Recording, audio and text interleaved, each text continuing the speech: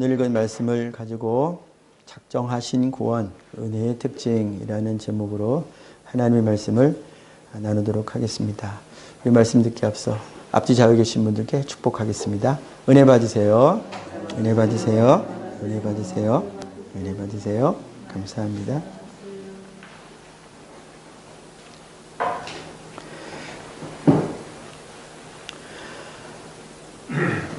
제목을 조금 더 길게 하고 싶었는데 너무 길어서 막 줄였는데요. 원래 제가 붙이고 싶었던 제목은 작정하신 구원을 받은 사람, 은혜를 받은 사람에게는 이러한 특징들이 있습니다. 이런 내용으로 제목을 붙이고 싶었는데 너무 장황한 거예요. 그래서 그냥 줄였습니다. 그래서 이 제목, 구원은 우리가 천국 가는 것은 하나님이 오늘 스가랴서 말씀에서도 말씀하신 것과 같이 하나님이 하겠다라고 작정하신 거예요. 하겠다라고 선언하셨습니다. 미리 구원하시기 전에.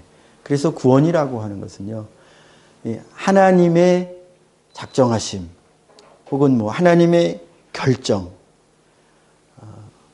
하나님의 의지, 구원은 하나님으로부터 말미암는다는 것이고요.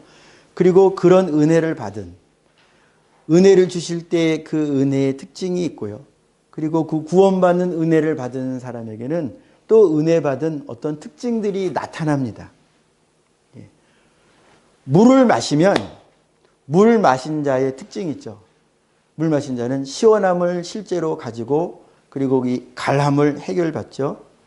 근데 물 그림을 보고 내가 물 마셨다라고 말을 해도 실제로 물을 마시지 않으면 물 마시면 뭐 시원함이 있고 세포가 살아나고 힘을 얻고 하는 이 모든 이론들이 다 공허한 것이 되고 아무리 내가 난 물 마셨어, 난 물 마셨어, 그림 보고 난 물 마셨어 그래도 물 마시지 않은 특징들이 물 마시지 않은 자 안에는 진행되는 거예요. 죽어가는 것입니다. 아무리 내가 물 마셨다고 우겨도.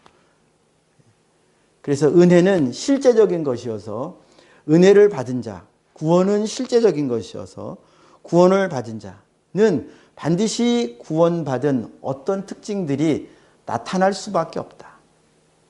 은혜를 받으면 은혜를 받은 특징이 나타날 수밖에 없다. 그래서 그런 특징들이 내 안에 오늘 말씀을 듣는 저와 여러분들 안에 얼마나 있느냐, 얼마나 크냐, 작으냐, 크냐. 어떤 경우는 이게 있나 없나 싶은 경우도 있고요. 어떤 분들은 이게 더 커졌으면 좋겠는데 하는 경우도 있을 수 있겠고요. 여러 가지 차이가 있겠지만은 그러나 차이 없는 것은 뭐다? 은혜를 받으면, 구원을 받으면 반드시 구원받은 자에 해당하는 작으나 크나 어떤 특징들이 나타난다는 것이죠. 자, 오늘 말씀을 먼저 대략적으로 본 다음에 조금 세부적으로 볼 텐데요. 오늘 말씀의 1절에서 우리가 볼 수 있는 것은 성령이세요. 이것만 먼저 봅니다. 1절 눈으로 봅시다. 봅니다. 봄비가 올 때에 여호와 곧 구름을 일게 하시는 여호와께 비를 구하라. 무리에게 소낙비를 내려서 밭의 채소를 각 사람에게 주시리라. 여기 밭에서 채소가 나게 하는 봄비는 무엇을 상징하냐면 성령을 상징합니다. 성령은 예수 그리스도의 영으로서 성령은 성령 자신을 증언하러 이 땅에 오시는 것이 아니고 전적으로 예수 그리스도를 나타내시고 예수 그리스도를 믿게 하시고 예수 그리스도를 닮게 하시고 그러니까 성령이 일하시는 곳, 일하는 말은 곧 무슨 말이냐? 예수님이 일하시는 곳이에요. 성령이 역사하셨다 이 말은 곧 예수님이 역사하셨다라는 말이에요. 어쨌든 1절은 성령이 언급이 됩니다. 그 다음에 2절부터 5절까지에는요. 거짓 그리스도들과 선지자들의 등장과 더불어서 그리고 이것을 파괴하시는 결국 심판하시는 하나님의 역사, 심판의 역사가 언급이 되는데요. 2절 그 다음에 3절 여기에는 거짓 선지자들, 거짓 그리스도들이 등장합니다. 보겠습니다. 드라빔들은 허탄한 것을 말하며 복술자는 진실하지 않은 것을 보고 거짓 꿈을 말한즉 여기에서 나타나는 드라빔들, 그 다음에 복술자는 다 오늘날로 하면 신약적 표현으로 하자면 거짓 그리스도들, 거짓 선지자들, 거짓 교사들, 거짓 형제들, 거짓된 이들이 누구에게 말하냐? 그들이 말을 한대요. 거짓 꿈을 말하고 또 위로도 한대요. 근데 그 꿈도 그 위로도 헛됩니다. 헛되다고 하는 것은 이 세상에서는 가치 있게 느껴질 수 있어요. 거짓 그리스도들이나 거짓 선지자들이나 거짓 교사나 거짓 형제들의 말이 달콤하게 느껴지고 그럴듯하게 합리적으로 느껴지기 때문에, 그리고 그 길을 따라간다고 했을 때 거기에 일정 정도 보상도 있고 어떤 결과물이 나올 수도 있어요. 그러나 성경이 왜 그럼 헛되다고 했느냐? 하나님 나라 가서는 없는 거예요. 이 땅에서 잘못된 교훈과 잘못된 가르침을 따라서 수많은 명예를 쌓고 수많은 재물을 쌓고 수많은 친구들이 있고 엄청난 권력이 있어도, 그러나 그 모든 것이 하나님 나라라고 하는 천국이라고 하는 곳에서 보면 아무것도 없는 거예요. 그래서 헛된 겁니다. 그러나 반대로 참 선지자, 참 목자, 참 교사, 참 형제 권면, 그들의 위로는 땅에서는 들을 때 속상하기도 하고, 저거 나를 치는 말이야, 나를 공격하는 말이야, 내 허물을 드러내는 말이야 싶기도 하고, 때로는 그 말 듣고 속상하기도 하고 그럴 수도 있지만, 이 교훈의 말씀을 잘 내가 받아들이면, 그래서 그 교훈의 말씀대로 하나님의 뜻을 따라 고쳐가고, 그러면 땅에서는 고난이 따라오고 땅에서는 핍박도 오고 땅에서는 손해가 옵니다. 재정의 손해, 시간의 손해, 재능의 손해. 내가 이 재능 가지고, 내게 있는 실력 가지고 세상에서 이것을 했으면 돈을 얼마를 벌었을 텐데, 주의 영광을 한다고 하니까 하나도 얻는 것이 없어요.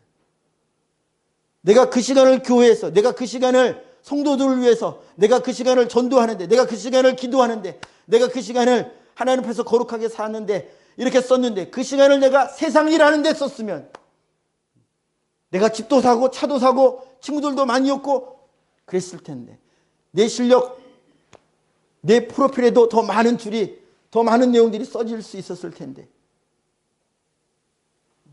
그러니까 땅에서는 하나님의 영광을 위하여 하는 것이 어떤 관점에서는 전혀 쓸모없는 것처럼 보일 때가 있다는 거예요. 그러나 하나님 나라 가니까 그것이 하나도 헛된 것이 없이 다 주님께서 갚으시는 하늘의 보화로 있는 것. 그러니까 그것은 참된 것이죠. 헛되지 않은 것이죠. 그러나 어쨌든 이 땅 가운데에 성령의 역사가 있으면 동시에, 우리 계시록에서도 보았죠. 하나님의 구원의 바퀴가, 구원의 수레바퀴가 굴러가면 동시에 멸망의 수레바퀴도 같이 굴러가요. 여러분들 안에 은혜의 말씀이 오면 똑같이 여러분들 안에 멸망의 교훈도 같이 들어와요. 주님의 감동하심이 솟아나면 똑같이 악한 자의 감동도 솟아나요. 이걸 분별하는 게 문제예요. 어쨌든 계속 봅니다. 백성들이 양같이 유리하며 목자가 없으므로 곤고를 당하나니.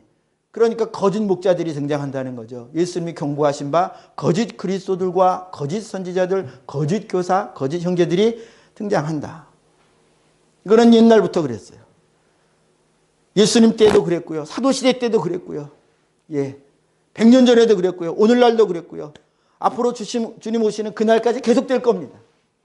복음이 선포되는 곳에서는요, 동시에 악한 자의 교훈도 같이 있어요. 알곡이 뿌려지는 곳에서는요, 반드시 가라지도 같이 뿌려지고 같이 자랍니다. 이거는 집단적으로 봐도 그렇고요, 여러분들 개인의 인생으로 봐도 그래요. 그러니까 이걸 스스로 잘 분별해야 하는데, 잘못 선택하면 목자가 없으므로 곤고를 당하나니, 영혼의 곤고함이죠. 영혼의 곤고함입니다. 3절, 내가 목자들에게 노를 바라며 내가 순 염소들을 벌하리라. 그래서 앞에 거짓 인도자들이 있고요, 그 다음에 그 인도자들을 따라가는, 속절없이 따라가는, 신앙 지식도 좀 일천하고 영적 경험도 부족하고, 그러니까 있다 안다 하는 사람들을 따라가다가 잘못 따라가가지고 그 영혼이 망하는 거예요. 그러나 그들을 싸워 이기시는 주님이 계시는데 계속 봅니다. 만군의 여호와가 그 무리 곧 유다 족속을 돌보아 그들을 전쟁의 준모와 같게 하리니, 유다 족속은 지금 엉뚱하게 이끌림 받고 있는데, 그래서 망하게 생겼는데, 망하고 있는데, 그러나 그 가운데에 주님이 구원하시는 자가 있다는 거예요. 거기에서 꺼내서 그리스도의 좋은 군사로 만드시는 자들이 있다는 거예요. 거기에서, 그 와중에. 계속 봅니다. 4절. 모퉁이 돌이 그에게서 구원받는 자들이죠. 말뚝이 그에게서 구원하시는 주님이죠. 싸우는 활이 그에게서, 권세 잡은 자가 다 일제히 그에게서 나와서 싸울 때에 용사같이 거리의 진흙 중에 원수를 밟을 것이라. 여호와가 그들과 함께한즉 그들이 싸워 말탄 자들을 부끄럽게 하리라. 심판이 있습니다. 그래서 저희가 1절부터 12절을 읽었지만 1절부터 5절까지의 이제 다룰 내용들이 한 번 언급이 됐습니다. 성령의 역사, 구원의 역사, 하나님이 받으시는 채손하게 하시는, 하나님의 알곡에 들어가게 하는 그 구원의 역사가 언급되고, 동시에 거짓 선지자들, 거짓 리더들의 역사가 있고, 그것을 잘못 따라가는 백성들이 있는데, 또 그 와중에 하나님이 거기서 다시 인도해 내시는, 올바른 길로 인도해 내시는 주님의 역사가 있다. 요거는 계속 순환이 돼요. 자, 6절부터 12절도 마찬가지입니다. 여기서도 요 틀이 한 번, 그리고 또 한 번 반복이 되는데요. 6절부터 8절에서 여기에, 그러니까 구원해 내시는 하나님의 구원의 역사가 얘기되고요. 그 다음에 9절에서 12절까지 한 번 더 언급이 됩니다. 일단 그 내용을 보도록 하겠습니다. 자, 6절부터 봅니다. 내가 유다 족속을 견고하게 하며 요셉 족속을 구원할지라. 그렇죠? 구원하시겠다라고 하는 말씀을 하시고, 내가 그들을 긍휼히 여김으로 그들이 돌아오게 하리니 그들은 내가 내버린 일이 없었음 같이 되리라. 나는 그들의 하나님 여호와라. 내가 그들에게 들으리라. 이렇게 해가지고 8절까지 구원하시는 역사가 한 번 언급이 되고요. 9절부터 다시 또 언급이 됩니다. 어디부터? 구원받아야 하는 하나님의 백성들의 처지. 거기서부터 또 다시 시작을 해요. 9절 봅니다. 내가 그들을 여러 백성들 가운데 흩으려니와. 흩어진 이들은 누굽니까? 하나님의 말씀을 떠나서 징계받아서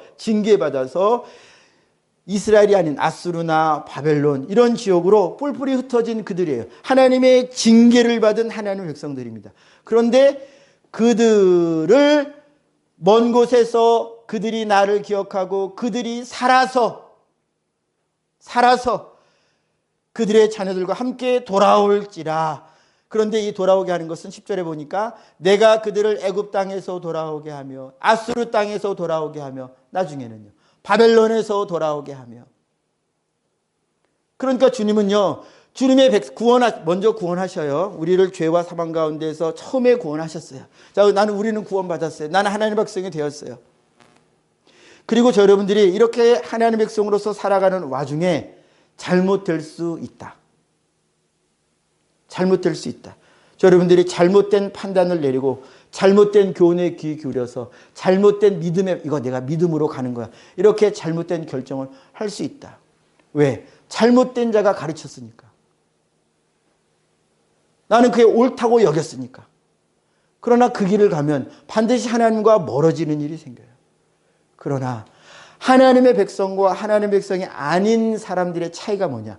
하나님의 백성은요, 이렇게 하나님과 멀어지는 일이 있어도 하나님이 내버려 두지 않으신다는 거예요. 사울은 하나님이 세우시고 하나님과 멀어지는 일이 지속되고 멀어지는 일이 더 깊어지고 멀어지는 것이 더 확실해집니다. 그래서 결국 죽어요. 그러나 다윗은, 택함받은 자는 다윗도 왕으로 세움받죠. 그리고 하나님의 일을 감당합니다. 사울도 이런 일이 있었어요. 다윗도 범죄합니다. 입으로 말하기 힘든 범죄를 해요. 그러나 이 가운데 하나님이 버리지 않으신다는 거예요. 택함받은 자들은 반드시 하나님이 개입을 하셔서 죄를 깨닫게 하시고 회개하게 하시고 돌아오게 하신다 이것입니다. 그래서 하나님의 백성은요, 처음 구원받는 일이 구원이 계속돼요. 중간에 넘어지고 방황하고 타락하는 일이 중간중간에 계속 될 수 있지만 이 구원의 역사가 끊어지지 않는다. 하나님은 계속 회개하게 하신다. 깨닫게 하신다. 그러나 버림받는 자의 특징은 뭐다? 회개가. 우리 앞선 시간에 제가 자주 언급드렸죠. 버림받는 자의 특징은 회개가 없어요. 처음 믿을 때 나 회개합니다. 나 이제 주님 대로 살겠습니다. 라고 말했다가도 그 다음에 점점점 회개가 줄어드는 거예요. 왜? 신앙 연륜이 쌓이잖아요. 10년 믿고 20년 믿고 하다 보니까 나는 회개할 거 다 회개했어. 오늘도 강단에서 회개합시다 그러면 그거 이미 내가 회개한 죄야. 그러나 그렇게 살고 있지 못하면서 살고 있지 못하면 회개해야 되는데 내일도 그렇게 살고 있지 못하면 내일도 회개해야 되는데 그 다음 날도 내가 여전히 원수를 못 사랑해. 여전히 우리가 찬양하잖아요.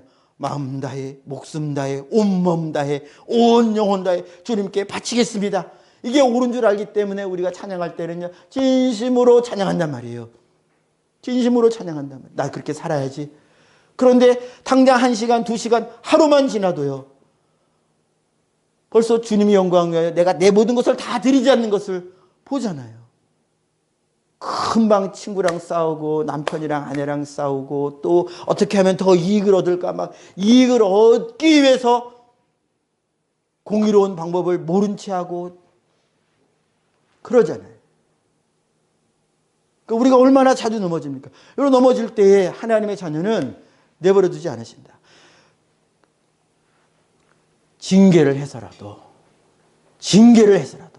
그래서 하나님의 자녀가 얻는 고난은요 징계예요. 그러나 하나님의 자녀가 아닌 자들이 얻는 고난은 형벌이에요.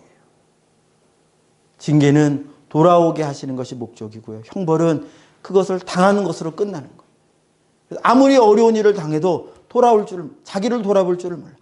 내 자녀에게 어려운 일이 생기고 나에게 어려운 일이 생기고 내 부모에게 어려운 일이 생기고 우리 집안에 어려운 일이 생기고 국가에 어려운 일이 생기고 내 주변에 내 공동체에 내가 속해 있는 공동체에 어려운 일이 생겨도 그걸 통해서 빨리 공동체를 돌아보고 나를 돌아보고 내 생애를 돌아보고 내 가치관을 돌아보고 내가 잘 가고 있나 돌아봐야 되는데 아무리 돌아봐도 죄가 없어요.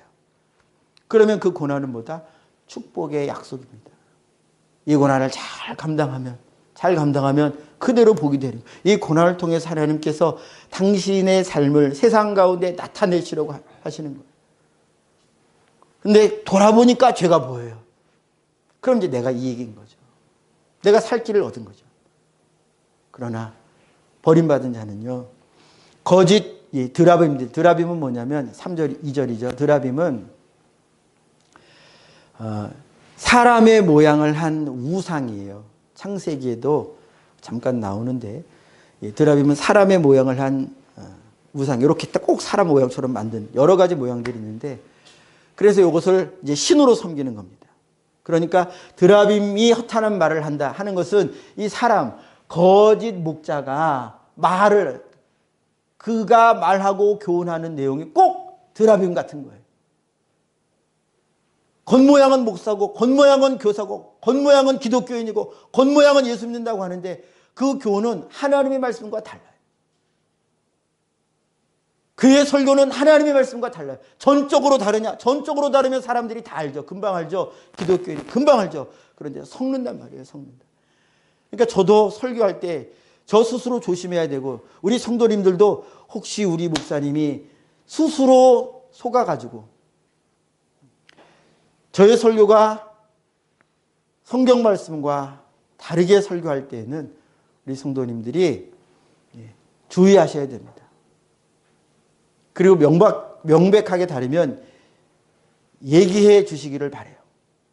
제가 하나님의 말씀을 어떻게 잘못 가르치고 있는지 얘기해 주시기를 바라요. 그게 뭐 여지가 있는 부분이라면 토론도 하고 시간도 가져보고 연구도 해보고 기도도 해보고 할 것이고요.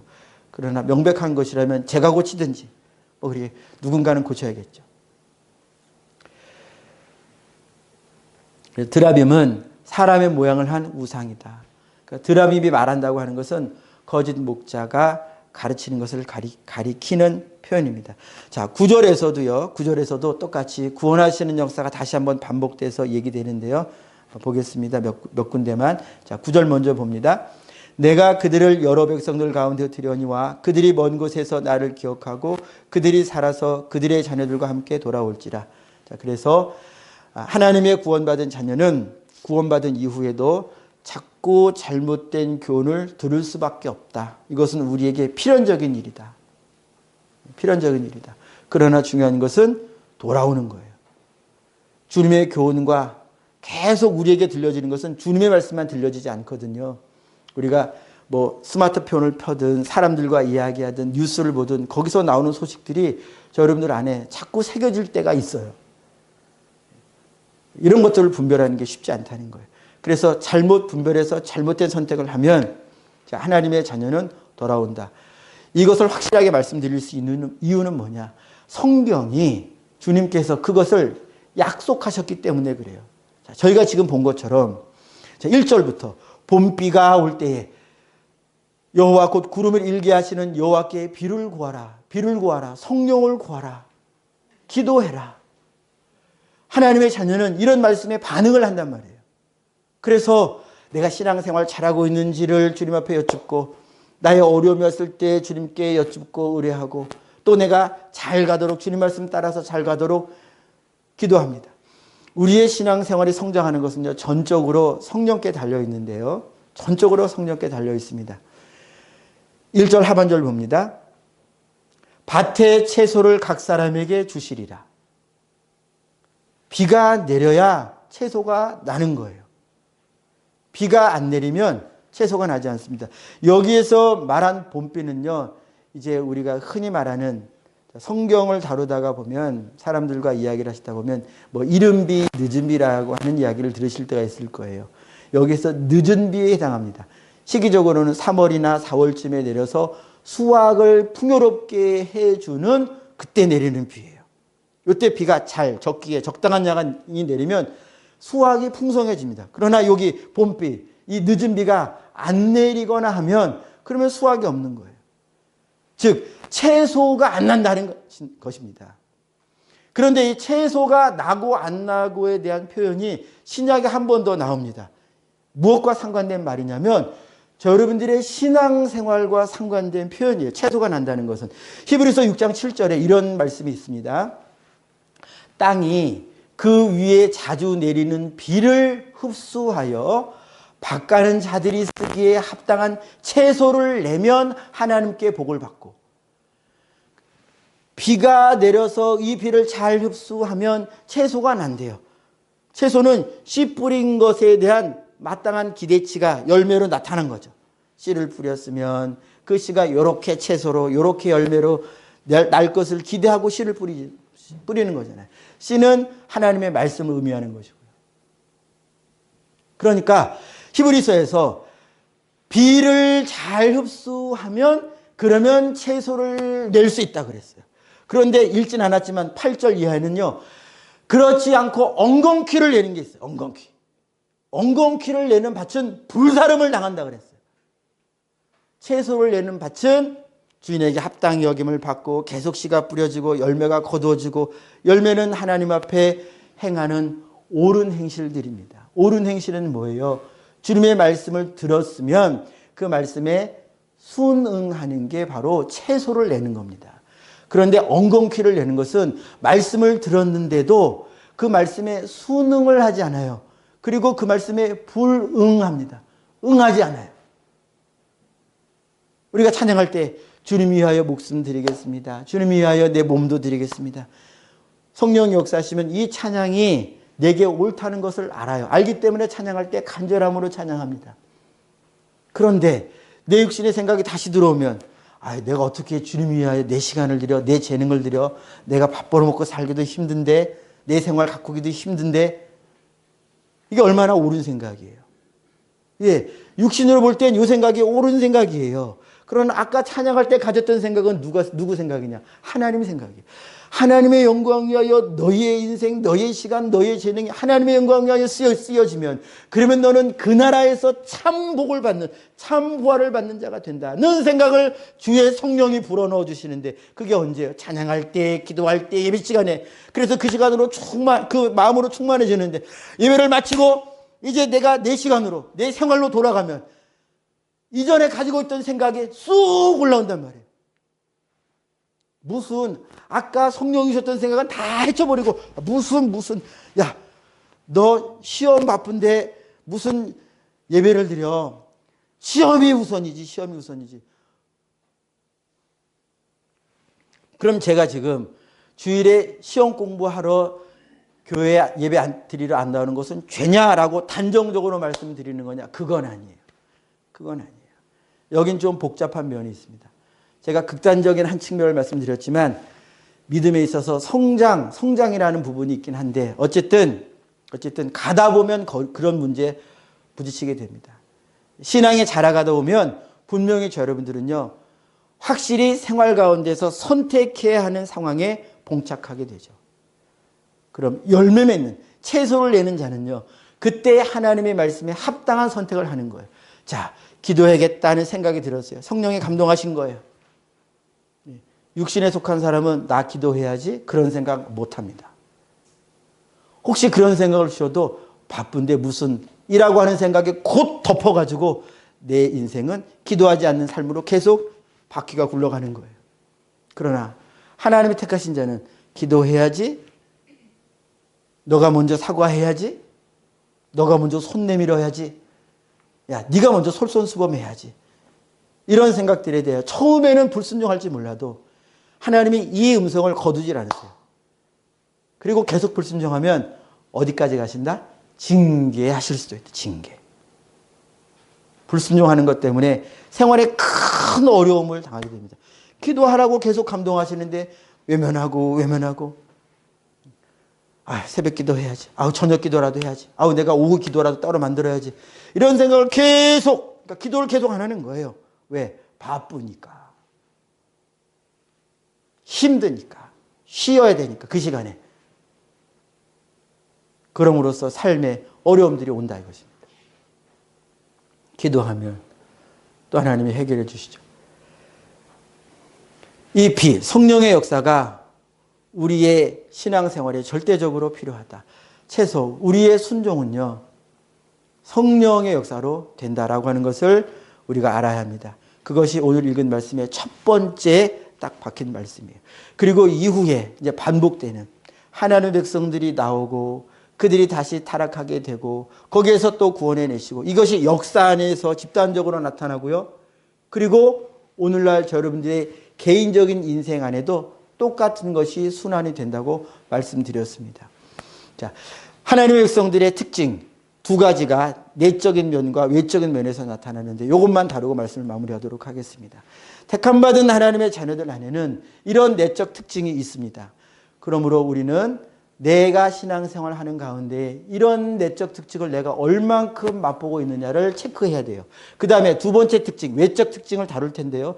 이 외적 특징을 들으신 다음에 저 여러분들은 이 외적 특징 가운데 나는 얼만큼 이 외적 특징이 크냐, 작으냐, 풍성하냐, 풍성하지 않느냐를 스스로 체크해 보시기를 바랍니다. 저도 우리 성도님들도요. 자, 구원받은 자 안에는요, 하나님이 구원해내시는 자 안에는요, 주님으로 말미암는 기쁨과 즐거움이 있습니다.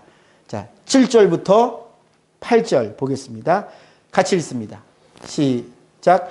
에브라임이 용사 같아서 포도주를 마심같이 마음이 즐거울 것이요 그들의 자손은 보고 기뻐하며 여호와로 말미암아 마음에 즐거워하리라. 내가 그들을 향하여 휘파람을 불어 그들을 모을 것은 내가 그들을 구속하였음이라. 그들이 전에 번성하던 것 같이 번성하리라. 예, 하나님의 백성, 하나님이 이끄시는 이 백성 안에는요, 하나님께 이끌림 받아가는 나의 인생길에서 주님의 말씀에 이끌림 받아가는 인생길에서, 자, 7절에 보았죠? 뭐가 있다고요? 에브라임의 용사들은요, 포도주를 마심같이 마음이 즐겁다. 이들은 누구예요? 주님이 휘파람으로 이끌어 가시는, 주님의 말씀으로 이끌어 가신, 지금 이끌어 가고 계시는 자들이라 이거예요. 자, 이제 봅니다. 여러분들의 신앙생활 속에 주님이 나를 이끌어 가시는 길은 어디냐? 말씀이에요. 말씀으로써 저 여러분들이 이끌어갑니다. 그렇다면 말씀에 순종할 때의 기쁨이 있느냐를 보셔야 돼요. 말씀에 순종하는 것이 힘들고 어렵고 괴롭기만 하다. 그러면 이 사람은 굉장히 위험한 상태에 있는 거예요. 굉장히 위험한 상태에 있는 거예요. 구원 받았다 안 받았다. 구원 받았을 수 있어요. 안 받았을 수도 있어요. 구원 받았다면 이 사람은 굉장히 위험하다. 주님의 말씀에 아까 말씀드렸죠. 성령이 역사하시면 반드시 하나님의 말씀에 순응하고자 하는 마음이 샘솟듯 일어나요. 실천은 두 번째 문제라 이것입니다. 그 다음에 실천하면 좋은데 먼저는 마음에 주님의 말씀을 들으면 나 그렇게 살고 싶은 거예요. 원수를 사랑하라. 나 원수를 사랑하고 싶은 거예요. 그런데 사랑하지 못하는 내가 안타깝고 미운 거예요. 죄스러운 거예요. 나 왜 이거밖에 안 되지? 그러나 마음만은 하나님의 말씀에 순응합니다. 순응. 말씀을 들을 때 기쁨이 생겨요. 나 그렇게 살아야지. 그래, 나 그렇게 살면 좋은 일이 생길 거야. 주님께서 기뻐하실 거야. 말씀을 들을 때 기쁘다 이것입니다. 그런데 구원받지 않은 자는 구원에서 멀어질수록 구원받지 않은 곳에 가까워 갈수록 내가 이제 하나님의 백성이에요. 내가 하나님의 백성인데 구원의 완성이신 그리스도께 가까울수록 나의 심령에는 말씀 따라가는 이 인생길에 기쁨이 있어요. 말씀에 순종할 때, 말씀을 이룰 때, 말씀에 순종할 때, 말씀을 이루었을 때 너무 기쁘고 전도하기 힘들었는데 전도하라는 말씀에 순종했더니 전도하고 나서 기쁨이 막 생기는 거예요. 이거는 순종한 사람들만 가지는 거예요. 기도하라고 하는 말씀을 주셨을 때 기도에 순종했더니 기도할 때는 힘들었는데 기도하고 났더니 시원함과 기쁨과 감사함이 넘치는 거예요. 너 아내를, 너 남편을 사랑해라. 사랑할 때는 너무 힘들었어요. 막 꼴보기 싫고 한 대 치고 싶고 반박하고 싶고 무한 주고 싶고 네가 틀렸음을 증명하고 싶고 그러나 참는 거예요. 기도하는 거예요. 그리고 주님 주신 사랑을 맛볼 때는요. 이것은 원수를 사랑해라. 너 자녀를 노비게 하지 말아라. 주의 말씀으로 양육해라. 하는 말씀에 순종에 딱 들어간 자들만이 경험하는 기쁨과 즐거움입니다. 그러나 버림받은 자는요. 구원에서 멀수록 말씀에 순종하는 것이 힘들 뿐만 아니라 순종을 해도 기쁨이 하나도 없는 거예요. 전도를 해도 하나도 뭔가 눈꽃만큼도요. 눈꽃만큼도 즐거움도 가뿐함도 감사함도 뭔가 시원함도 잘했네. 되게 인사하기도 힘들었는데 말 붙이기도 힘들었는데 막 땀도 났는데 하고 나니까 막 마음이 막 가뿐한 거예요. 그런 게 하나도 없다. 자, 여러분들 신앙생활 하면서 마음에 말씀에 순종했을 때 말씀을 순종해가는 길에 기쁨을 얼만큼 느끼고 있습니까? 경험하고 있습니까? 그거를 스스로 따져보아야 된다. 그 다음에 외적 특징이 있는데요. 시간이 좀 지났습니다. 조금만 더 다루겠습니다. 자, 구원받은 자, 하나님을 구원하시는 자의 특징에는요. 외적으로 행동이 따릅니다. 행동의 변화가 있습니다. 자, 12절 같이 읽습니다. 시작. 내가 그들로 나 여호와를 의지하여 견고하게 하리니 그들이 내 이름으로 행하리라. 나 여호와의 말이니라. 하나님이 여호와께서 분명히 말씀하셨어요. 구원받은 자는 누구의 이름으로 행하게 된다? 주님의 이름으로 행하게 된다. 이걸 신약에 와서 예수님이 내 이름으로 기도해라. 그런데 우리가 예수님의 이름으로 어떻게 기도해요? 요한복음에 보니까 이게 잘 나타나 있어요. 성령이 요한복음 15장에서 예수님이 아버지 죄송합니다. 내 이름으로 아버지께서 보내실 성령, 내 이름으로 아버지께서 보내실 성령. 성령은 예수 이름으로 우리에게 오신 분이에요. 그러니까 예수님이 성령으로 기도하라 이 말이나 내 이름으로 기도하라 하는 이 말이나 사실 같은 말인데, 그래서 예수님이 내 이름으로 기도하라 그러면 내가 행하리라 하셨어요. 성령으로 기도하면 성령은 하나님의 깊은 것을 다 아시는 분이 기도하게 하시기 때문에 성령의 탄식함을 따라 성령의 인도하심을 따라 기도하면요, 그 기도는요 나의 의식과 상관없이 그 기도는 이루어집니다. 성령이 말하게 하신 것은요, 내가 이 말의 내용을 어떻게 의식하든지와 상관없이 성령이 나로 말하게 하신 것은요, 내 입 밖으로 나간 것은요, 반드시 돼요. 이건 말한 자의 의지와 상관없어요.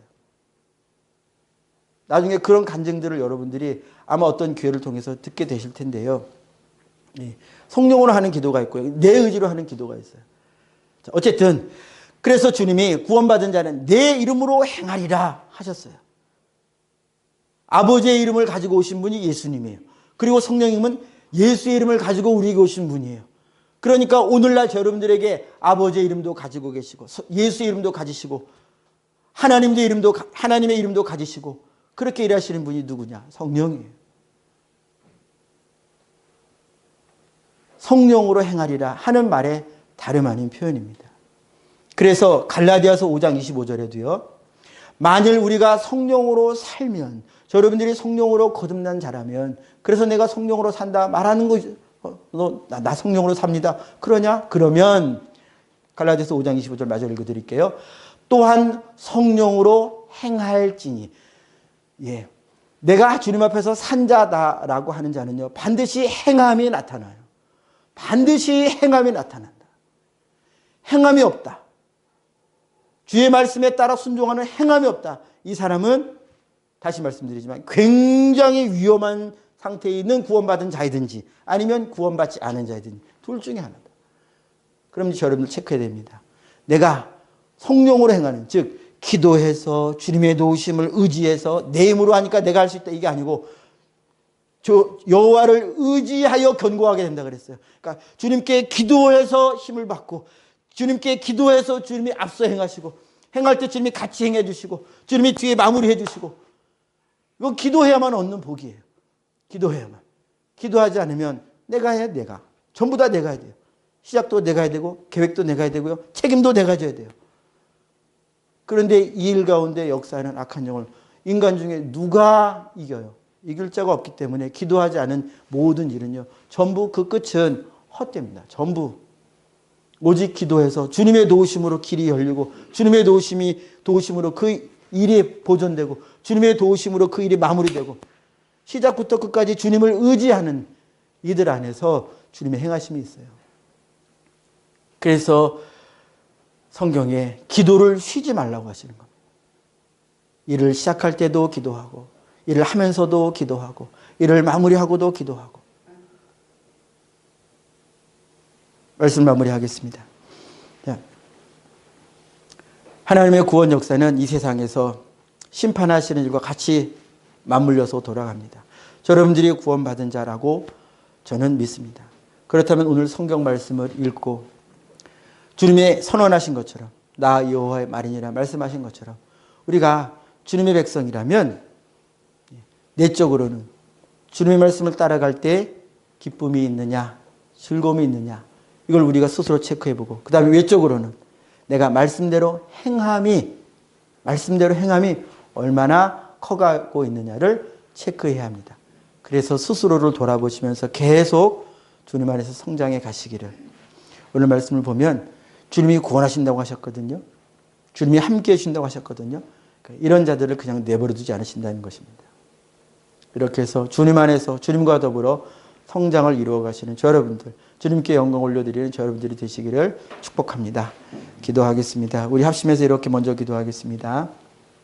구원은 전적으로 하나님의 긍휼, 하나님이 날 택하시고 작정하셔서 된 일임을 주님 내가 잊지 않도록 해주시고, 내가 구원받았으니 구원받은 자에 합당한 열매를 맺어갈 수 있도록 삶의 변화, 마음의 변화, 가치관의 변화 이루어갈 수 있도록 주님 도와달라고 우리 주여 한번 외치고 기도하겠습니다. 주여, 주님의 말씀을 읽고 듣고 순종하는 것이 내 마음의 소망이 되고 정말로 그렇게 되기를 원하고, 주의 말씀을 들을 때 마음에 기쁨이 있고 주님의 말씀대로 변화된 내 모습을 상상할 때 감사가 넘치고, 비록 지금 그런 삶에서 멀리 떨어져 있고 모자람이 많아도 주님 구원하시는 분은 주님이시라고 하는 것을 오늘도 우리에게 들려주셨으니, 나는 부족한 나는 내게 역사하시는 주님으로 인하여, 내게 일하시는 주님으로 인하여 나는 온전하게 될 것을 믿고, 주여 이 믿음의 여정을 힘을 내어 꿋꿋하게 앞으로 걸어갈 수 있도록 말씀 따라 걸어갈 수 있도록 도와주시옵소서. 걸어가다 보면 어느 순간에는 다름질에 가는 나를 발견하게 될 것입니다. 주여, 이 믿음의 길을 다름질에 가기까지 주여, 믿음의 선조들과 같이, 우리 믿음의 선진들과 같이 주여, 믿음의 길에서 다름하여 주님과 함께 이 말씀의 길을 가기까지 주여, 일어서게 하시고 빛을 발하게 하시고 걸어가게 하시고 다름질하게까지 주님 저희를 변화시켜 주시옵소서. 말씀을 따라가는 삶의 변화가 있어야 합니다. 변화가 없다면 위험한 것입니다. 주님 스스로 말씀을 보고 나를 살펴서 내가 마음에 어떤 변화를 말씀 따라 이루어가고 있는가, 내 가치관에 말씀 따라 어떤 변화가 이루어져 가고 있는가, 내 성품에 말씀 따라 예수님 따라 어떤 변화가 이루어져 가고 있는가를 날마다 나를 살펴서 주님을 의지하는 자들만, 주님을 의지하는 자들만, 기도하는 자들은 주님을 의지하는 자들이니 주여, 기도하여 주님께 내 구원의 시작부터 완성까지 오직 주님께 나를 의지하여 내 변화의 시작과 끝까지 오직 주님께만 의지하여 기도하여서 주의 성령의 충만함에 이르러 주의 성령 충만함을 받아서 주여, 성령이 충만하지 않을 때에는 내 맘대로, 내 뜻대로, 내 기분대로, 내 감정대로, 내 계획대로, 내 뜻대로 행하기가 쉽습니다. 그러나 성령이 충만할수록, 말씀이 충만할수록, 예수님이 내 안에 충만할수록 나는 내 욕심을 저버리고 내 뜻을 저버리고 이제 주님의 뜻을 내 뜻으로 삼고 하나님의 말씀을 내 길로 삼아서 살아가게 될 것입니다. 그 길 가게 하옵소서. 그 길 가게 하옵소서. 주님만 의지하는 길 가게 하여 주시어서 그렇게 마음으로나 또 겉으로나 주님 말씀에 합당한 열매 맺어가며 주님과 교제하고 주님의 기쁨을 누리며 사는 저희 모두 될 수 있도록 주님 은혜 내려 주시옵소서. 변화시켜 주시옵소서. 역사해 주시옵소서. 우리 어깨에 손을 얹고 내 심령을 축복하는 마음으로, 그리고 우리 함께한 모든 주 백성들을 축복하는 마음으로 기도하겠습니다.